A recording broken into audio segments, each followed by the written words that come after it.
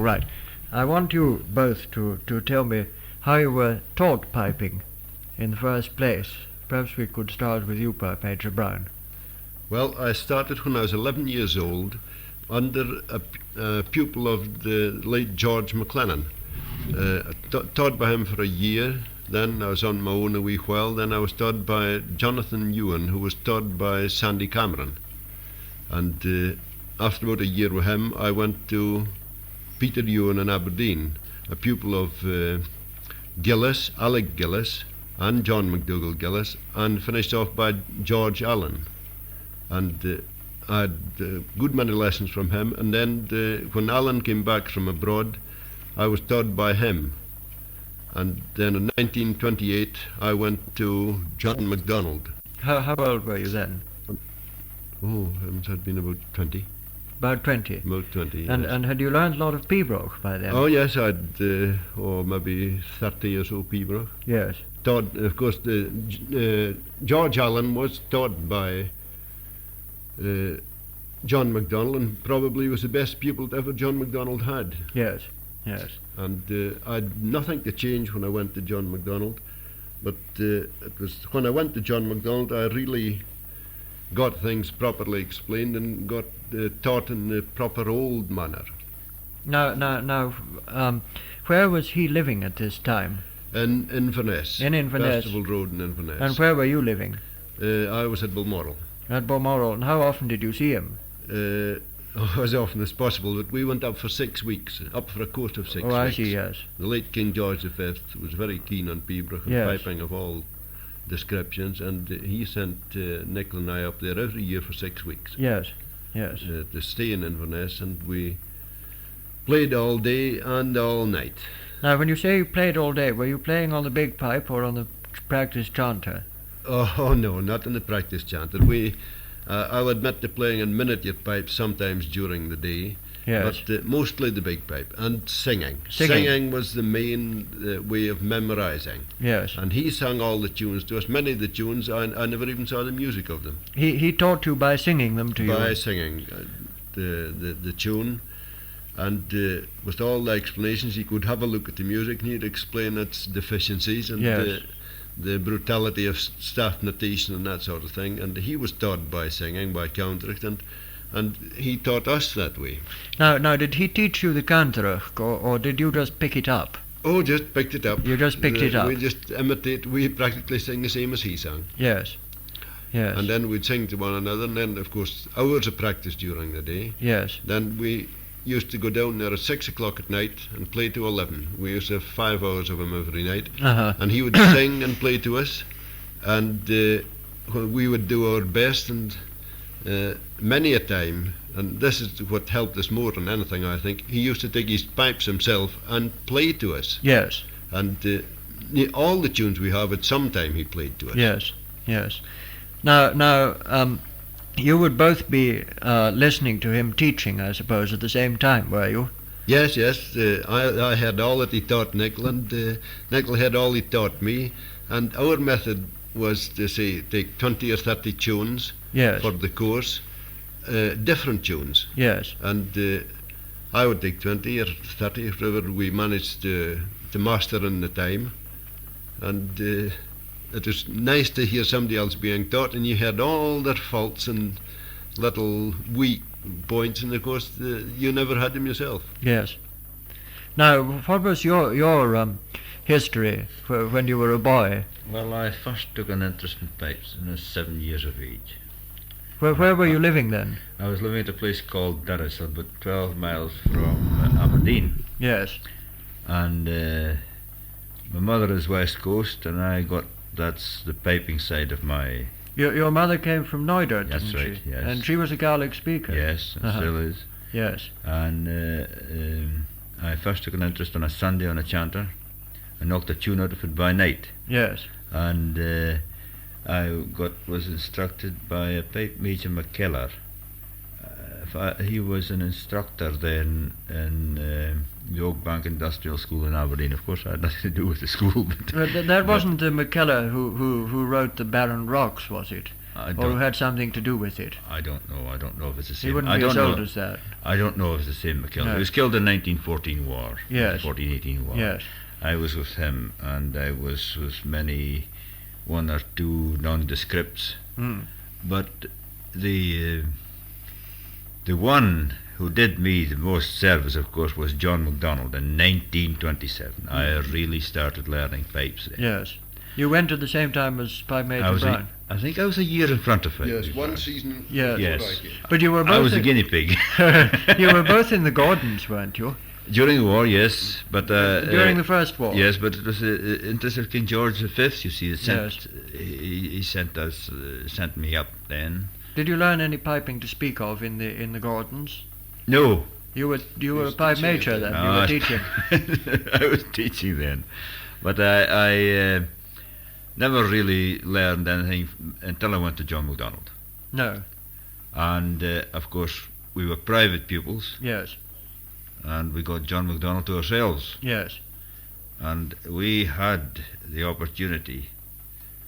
Oh, and we were very favoured by hearing John McDonald play. Now that's a thing that very few of his pupils did hear. Well, didn't really hear him play. Didn't really hear him play in his private house. No. No. I suppose Isn't that not. so? Oh, yes.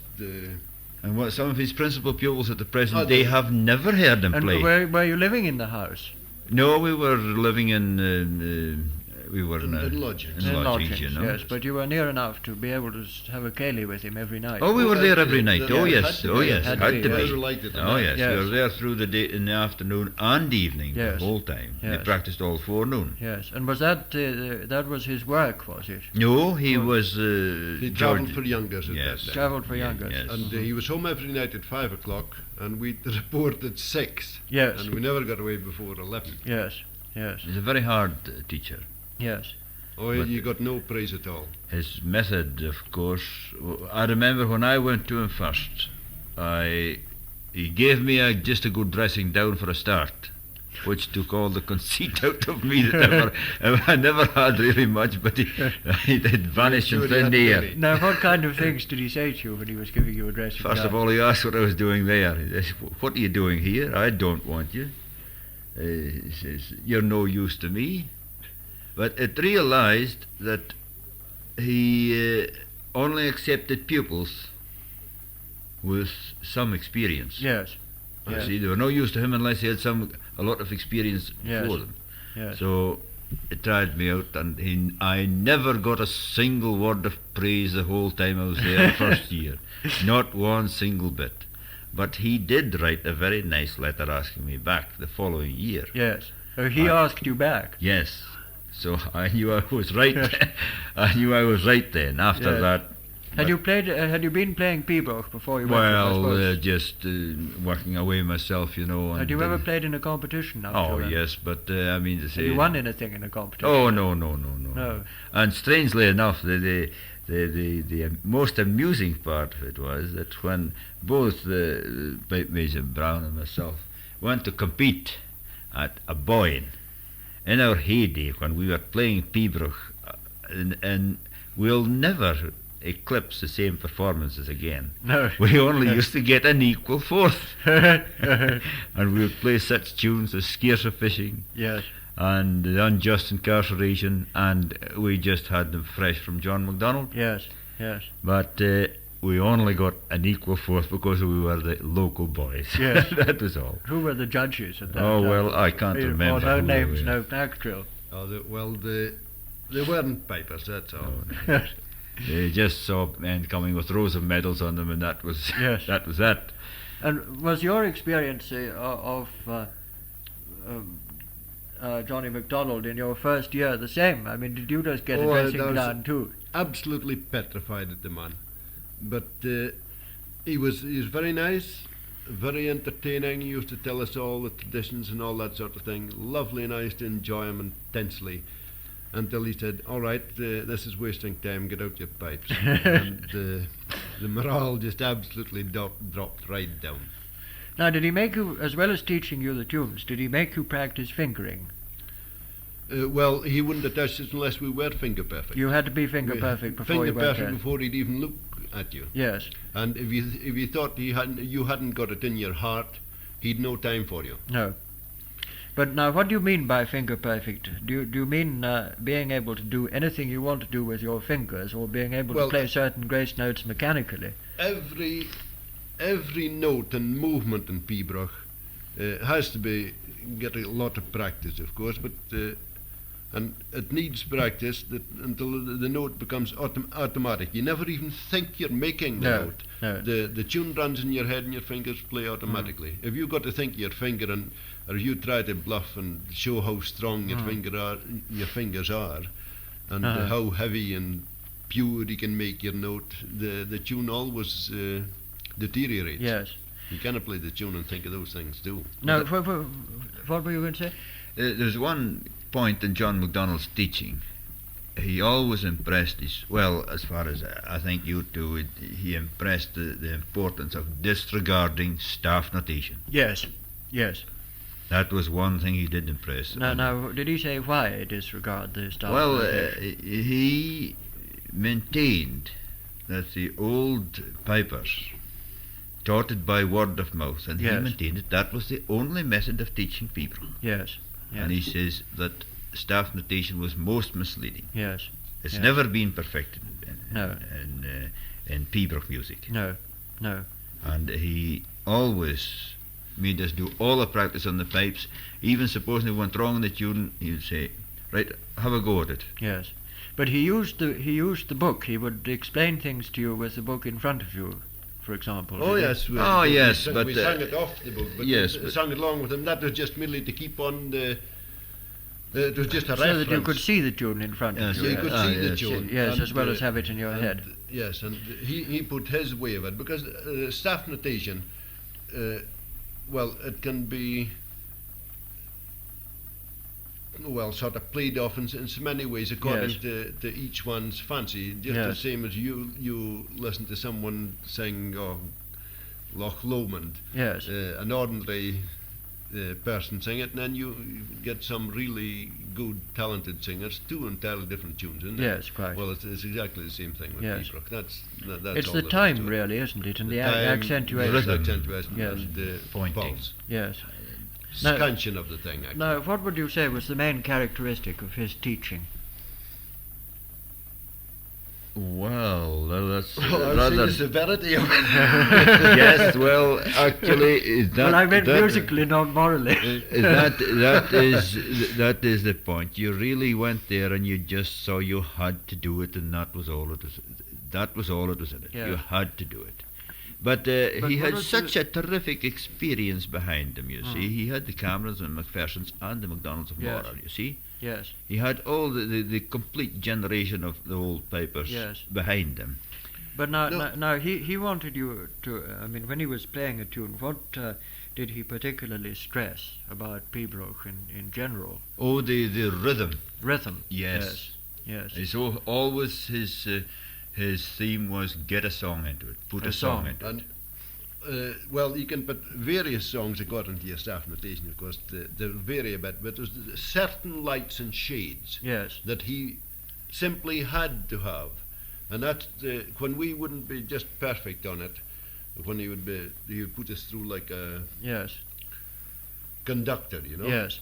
And you say, well, that's very good, that's quite nice. He never said very good. He said, that's quite nice, but perhaps if I play it, you'll hear something.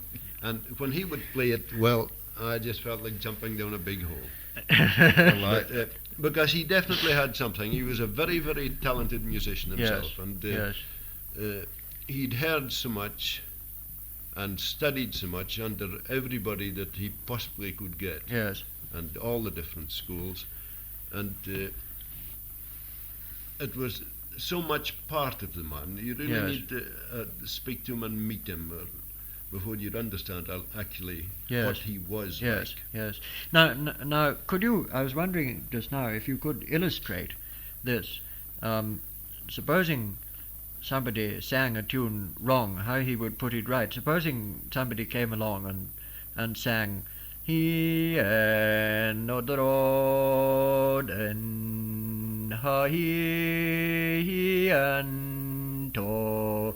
Now, what would he have said about that? How would he have made you sing it?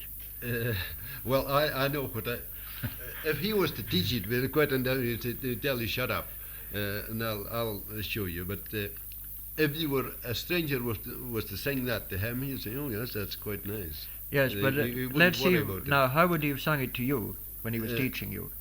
Well, that tune, he yo la bra o kai and bo. Yes. That's how he would sing it. Yes. Now, could you give us one or two more illustrations? You were singing Scarce of Fishing yesterday. Now, I thought while I was listening to you how you were singing it particularly. Oh, You remember yes. you were singing it to Sheriff Grant. Well, as I got it from him, the pulse and to get the speed and everything with him, it was just yo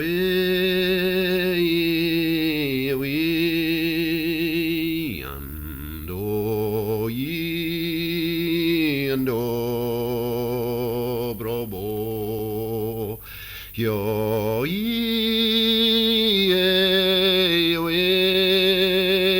and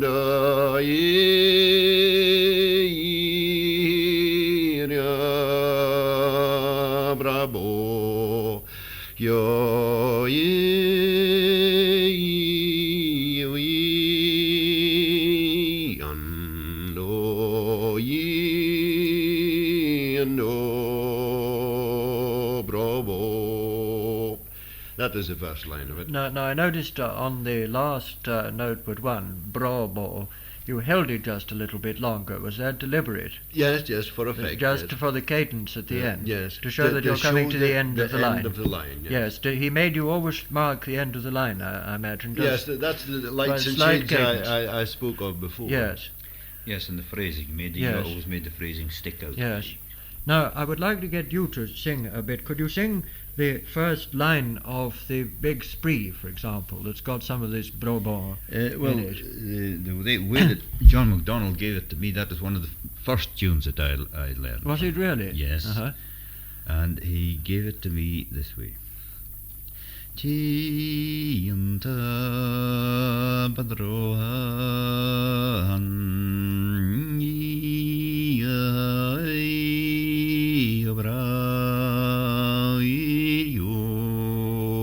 bravo iunta badroabo and idri io bravo te idri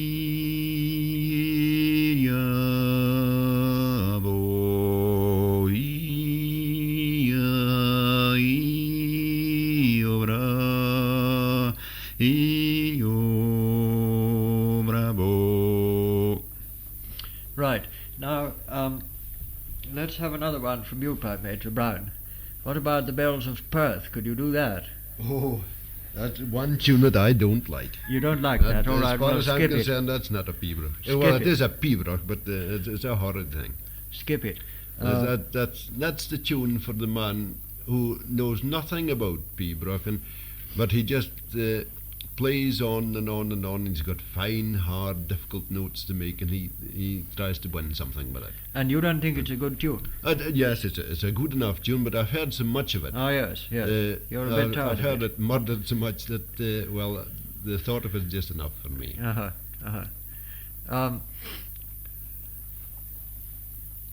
Well, do you know the Battle of the Pass of Crieff? Yes. Now, could you sing that?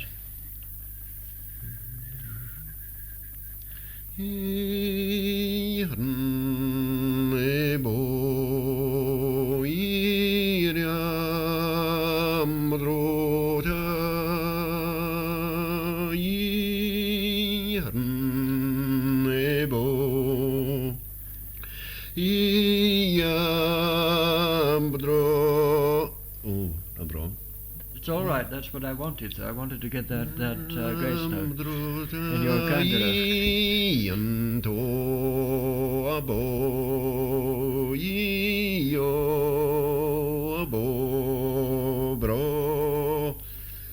That's all right. I just wanted, there was one grace note that you've been singing. I forget what it is in my kind of cantor. Hababa. Yes, that's right. I just wanted to see whether you were both singing it the same. You were. Now, what about shuel? Take the shuel of any tune that has one and sing that to me in your canntaireachd. Oh, well, there's so many different types. Well, whatever tune comes in, take the Kiss of the King's Hand, if you like, and just sing the shuel. It's a DH variation. Yes. Jan Yes. Runda Rondo Ronde Rondon Ronde Rondo Rondo Rondo Roa Rui Rui Roa Rondi Ronda Ronda Rondi Rondi Rondi Rondi Anda Rondi Anda and the doubling of that. Yes. It always had a doubling.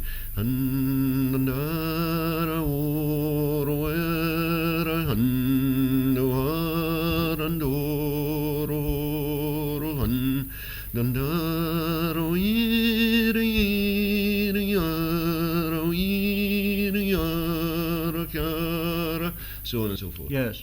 Now what is, according to John Mcdonald's teaching, what is the difference between shuel and jiisht?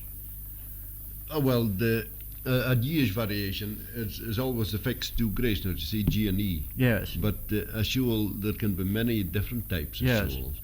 Well, sing one. Well, for instance, Donald Barn, you've honey, honey, hey, hannando,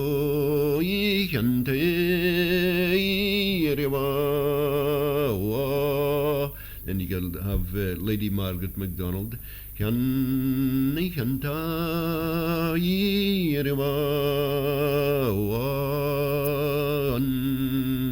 canto,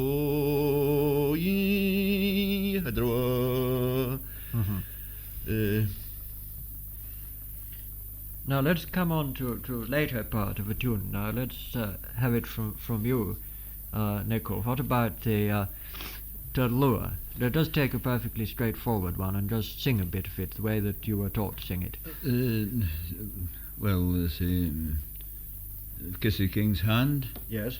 Brum pa brum do brum pa brum po brum pa brum po brum pi you an o brum ta brum ti brum ti brum pa brum pi brum pa brum pi you bo i brum pi brum pi brum pi brum pa brum pi brum pa brum you on.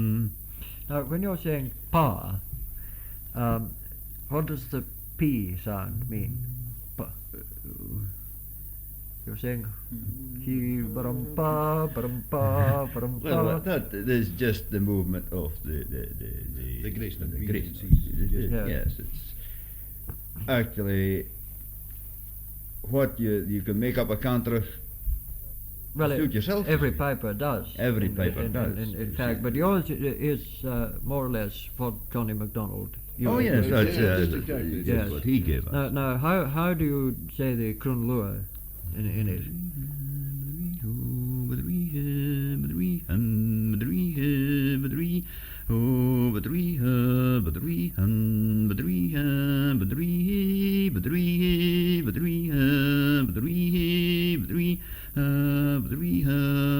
And so forth. That's just the ordinary Crun Lua. Now, Straight Crun Lua. when you've got the kind that you have in Malandri, for example. Oh, now, that's the. Oh yes, that's the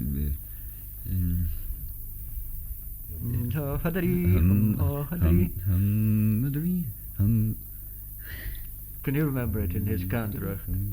I forget the tune. No. Never mind, take anyone Wait a like minute, that. I'll get that Jumping tune. too quick, come do the tune.